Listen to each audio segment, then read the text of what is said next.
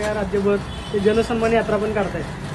शाहू फुले आंबेडकर विचाराचा हा महाराष्ट्र आहे आणि या महाराष्ट्रामध्ये कधी अशा पद्धतीनं राजकारण गुलाबी निळं काळं काय जे आणि कुणी ज्योतिषांनी सांगितलं असेल तर तो त्यांचा विषय, पण इतकं ह्याच्यापूर्वी कधी दादा ह्याच्यामध्ये ज्योतिषाच्या भानगडीत पडले नसेल.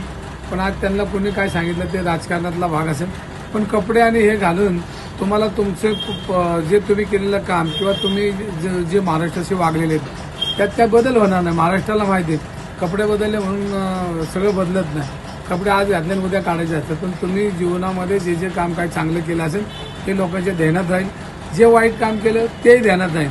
त्यामुळे जनता ही हुशार आहे, त्यांना ह्यातलं चांगलं ज्ञान आहे आणि कपडे घालून जर निवडून येणार असतील तर कपड्याचे दुकानदार ज्या महाराष्ट्राचे देशाचे मुख्यमंत्री पंतप्रधान झाले असतील तर त्यामुळं मला असं वाटत नाही की दादा ह्या कपड्यावाले जोर देतील आणि कपडे घालतील, पण आज चुकून कधीतरी घालत असतील असं माझं मत आहे.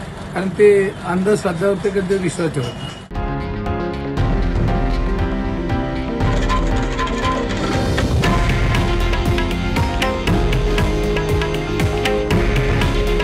हे आहे देशातील नंबर 1 न्यूज नेटवर्क आणि आपण पाहत आहात TV9 मराठी.